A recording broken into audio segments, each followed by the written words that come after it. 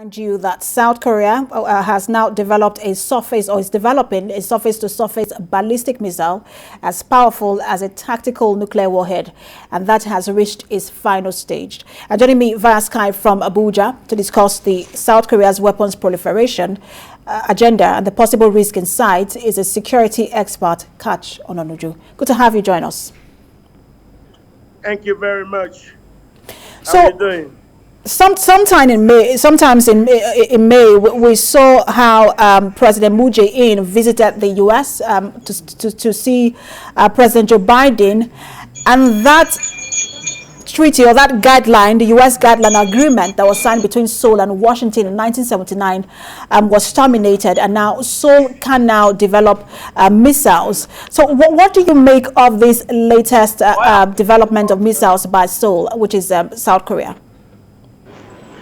Yes, I think what you're seeing now are the early stages of the upgrade of South Korea to something similar to Israel, but not exactly like Israel, where they will be allowed to locally manufacture some of the military capabilities that will actually allow them to be able to defend themselves against not just North Korea, but also to represent America's military intentions in the Korean Peninsula. That's what you're saying. These are just the beginning. And I believe it also goes on to add to the previous American insinuation that whoever is an ally should be able to pay his own bills. So the Koreans now think, in line with Mr. Trump's suggestion, they will start to own their own armaments. And to go that, you have to see something like the Iron Dome. Israel's Iron Dome, which is a replication of the U.S. Patriot missile system, is what is being talked about right now. But in line with dealing with a nuclear-capable North Korea, it has to be upgraded, and that's why they're talking about very strong missiles that can go into the underground and bust bunkers and take care of whatever threat it is. I believe the Koreans will be able to get weapons in line and suitable to deal with the threat on the Korean Peninsula. But should South Korea have agreed to these guidelines in the first place? Because now, while North Korea has developed intercontinental ballistic missile that can reach as far as the U.S. mainland, South Korea only has short-range ballistic missiles. So should they have agreed to these guidelines with the U.S. in the first place? Well, do not forget that these are announcements about what Korea will be able to do for itself. The joint American-Korean agreement still stays there. If you touch North-South Korea today, the U.S. will be able to react. But then it has reached a point where there could be a gradual phase in which the Koreans will be able to do certain things for themselves. They will be able to spend the money, and that's what they're saying.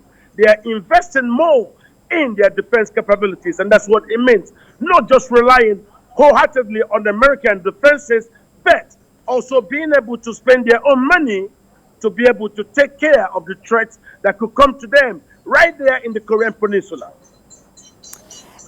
Just recently, South Korea and North Korea restored border communications. So how do you see North Korea reacting to this? Well, North Korea will not be happy. Not only North Korea, but the Chinese will also not be happy. But then, while you're talking to a man who you consider to be a formidable adversary, you also need to be very ready on your own.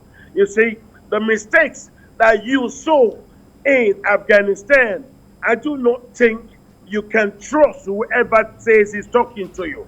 Yes, the Qataris arranged the negotiations in Doha, but you could see that the Taliban didn't respect fully the pull-out agreement and the mode. So the same thing as the North Koreans could be talking to South Korea, there may be some issues in the agreement that the North Koreans may not agree and may simply want to rush and seize South Korea. So in order not to be taken unawares, you have to be ready in a way, in some ways, on your own.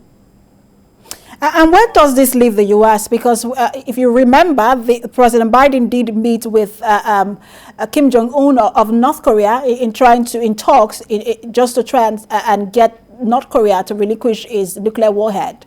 But now South Korea now has some sort of leeway to also develop missiles. So where does this leave the U.S. in ensuring that countries do not develop nuclear warheads? Well, what you're seeing is the beginning. It's a gradual process. Don't forget, apart from the support of the U.S. 7th Fleet right there in the South China Seas, there is a need to develop a countermeasure that will be able to protect U.S. interests, and in this case, as you can see, from South Korea. So I believe this is very true. This is very good. The Koreans need to spend more money. The Koreans need to show more capabilities to actually look after themselves. Nobody needs to tell them. And don't forget, you're talking about Korea, but you're also looking at China. You're looking at North Korea. You're looking at the Korean Peninsula. You're talking about Southeast Asia. So this is the American beachhead right there in the Pacific, and a lot of things will have to come with it. And it's interesting you mentioned China. China assumes some sort of leadership role in Asia, and especially when it comes to issues around South Korea and North Korea. Do you think that this might put further strain in U.S.-China relations?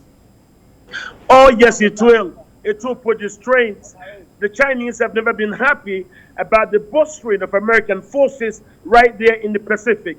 Neither have they ever been happy about the American intentions on the Korean Peninsula. So that is it. But of course, the U.S. does not care about what the Chinese think.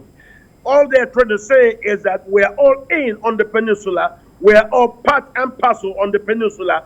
Do not forget that the U.S. 7th Fleet still remains the strongest navy right there in the Pacific Rim. So what you're seeing right now in Korea are just accoutrements to be able to strengthen the Korean flank of the holistic American intentions on the Pacific Rim.